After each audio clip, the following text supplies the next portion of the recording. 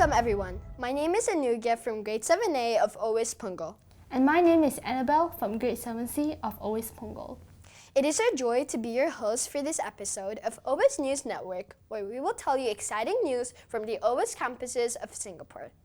We'll be sharing about recent happenings, fun reviews, and you can even look forward to a new segment in this episode. Without further ado, let's get started with a little campus catch-up.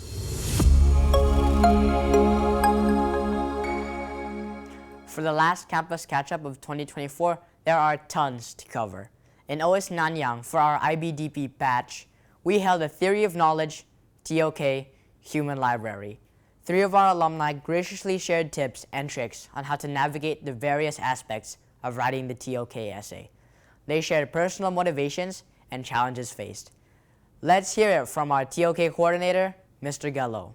OWIS is all about community and building connection. That's why we invited again our alumni to come and talk to our grade 12 about the experience in writing TOK essay.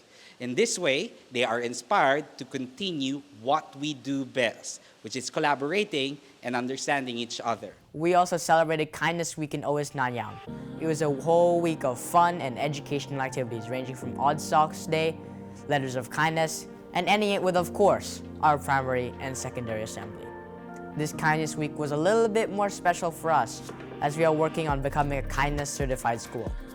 Kindness is the foundation of our school. It is the center of every action we take and every decision we make.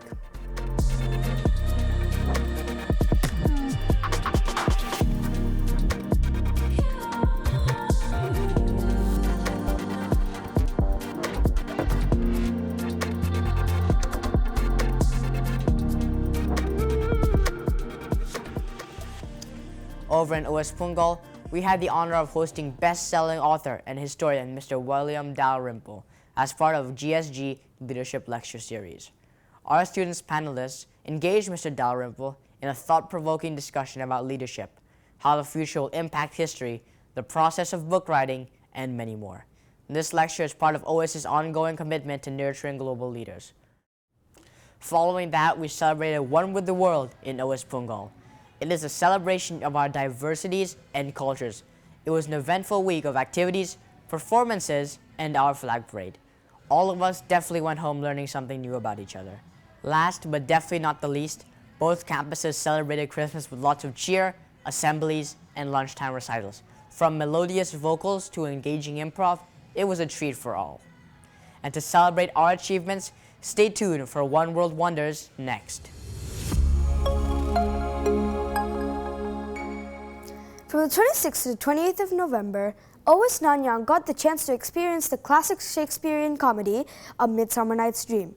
For those who don't know, A Midsummer Night's Dream is a humorous play set in ancient Greece, which explores themes of love, chaos, jealousy, and magic. The production was directed by Mr. Scheifel and played by our OWIS Nanyang students, with elaborate costumes, lively backdrops, and props. In order to get an insight on the creation of this production, we interviewed Mr. Scheifel and Penelope, who played Puck. Enjoy! Hello everyone, I'm Jezza from grade 9C, and today I'm here with Mr. Scheifel, director of the Midsummer Night's Dream production, as well as Penelope, who plays the character Puck. Welcome to the interview. Thank you.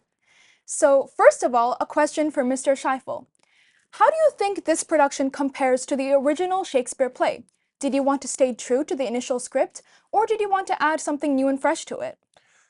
Well, I would like to actually keep the balance of keeping the originality of the text itself, and also at the same time keeping in mind that I need to adapt to today's modern generation so that our audience will have the ability to understand easily and could also relate to the production, to the show. Because we still keep the original text, so we still use the Shakespearean language, but at the same time we add on a little bit of our interpretation in terms of the blocking, the staging, the costumes, and even the set in itself. And there's one thing that we also use in the production that was showing the current generation today's technology was an iPad, right? Yeah. Yeah. That's very interesting. And Penelope, how did you prepare for your role? Are there any mannerisms or characteristics of Puck that you needed to keep in mind during rehearsal? Okay, so Puck was definitely one of the most difficult characters I've ever had to play. And this is because Puck's character is completely opposite from my personality in real life. So this made it quite difficult to portray the character. So Mr. Shai taught us a few techniques such as the Laban efforts, Lasac, Lecoq, and the Stanislavski system. So these systems and these techniques help us to authenticate our emotions, to bring our emotions out from deep within us, to create a more compelling performance. Wow, A star. Thank you. That definitely gives us a behind the scenes look for the play. And lastly, to both of you, what are both of your favorite moments from the play and why? My favorite moment was the first time they did the bow, the curtain call, during the first show, where they all actually made me proud. That was my most favorite moment because they truly showed me the hard work that I've put in and the sweat and tears that I've put in into the production was worth it. Yeah. How about you, Penny? Well, my favorite part of the play is probably the ending, where I close off the play. I think the ending was really impactful, especially Puck's last monologue. It's when she gets to break the fourth wall and directly interact with the audience. And I think that's very precious because it's not very common in stage play for characters to be able to do that. And it leaves the audience with a sense of joy and a reminder to find happiness in everything that they do. Those are definitely some fantastic moments from the play. Personally, I think that the entire production was very memorable and we applaud the efforts of everyone involved. With that, this interview has come to a close, taking it back to Sahana. Now that we have discussed A Midsummer Night's Dream, let's take a look at another exciting event involving our teachers, the Sony Creative Awards. Congratulations to our outstanding team from OWIS Nanyang for the achievements in the Sony Creative Science Awards.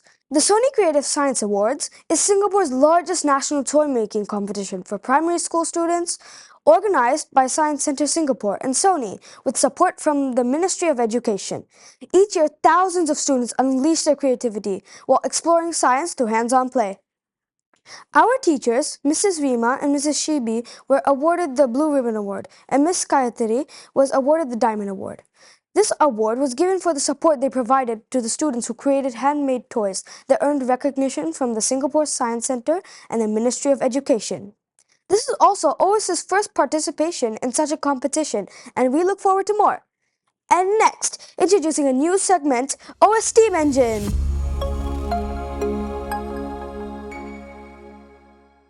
Hi everyone, I'm Michael. And I'm Paki. Welcome to Always Steam Engine. This is the new segment that we have added to introduce you to STEAM.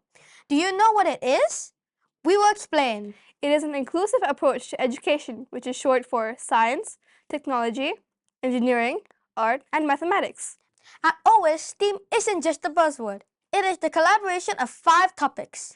Imagine building something in engineering class, coding a game in technology, or using artistic techniques to visualize mathematical ideas. That's STEAM in action. Always has initiated many wonderful actions to make learning STEAM more fun. One of the initiatives was a mini competition to design and print a 3D model that was presented to MP Miss Yo Wan Ling for a ceremony in OS Digital Campus. Students had the opportunity to showcase their creativity and learn the basics of 3D modeling. Congratulations to the winners, Suyan, Cindy, and Siyu from grade 5A. That sounds amazing! Projects like these allow us to think outside the box and work as a team, skills that are important in current times. Exactly. If you want to learn more about our STEAM initiatives or see some of the incredible projects our students are working on, be sure to check out our website or follow us on social media. We will now pass it on to Always Goes Green. See you next time!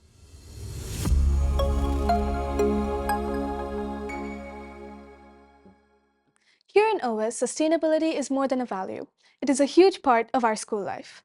This holiday season, my peers and I embraced the spirit of creativity by creating a unique, sustainable Christmas tree from discarded and old shoeboxes. Each shoebox was painted and repurposed, transforming what might have been waste into a vibrant, eco-friendly centerpiece in our multipurpose hall. This initiative not only highlighted the importance of reusing, it also showcased our teamwork and innovation. Remember, even the smallest actions can make a big impact. This December, with all the sales happening, go green with the boxes and bags you're throwing out. Let's do it together!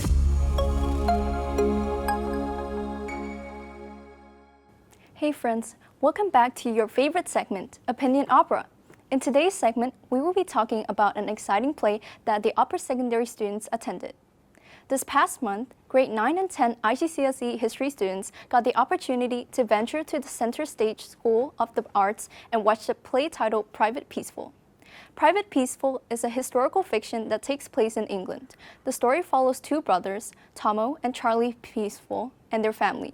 The story, told in Tomo's perspective, follows him and his family's life as they grow from childhood to participating in World War I. The play was brought to life from its book version, Private Peaceful, published in 2003 by Michael Morpurgo.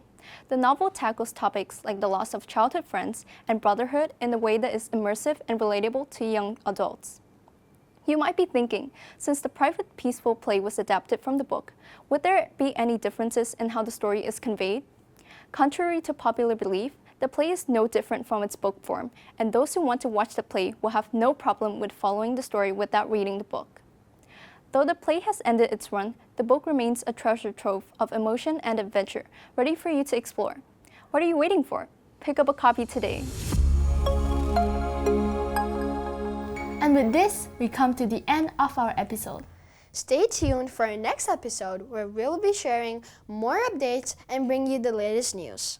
Until then, stay curious and stay kind. Enjoy the holidays.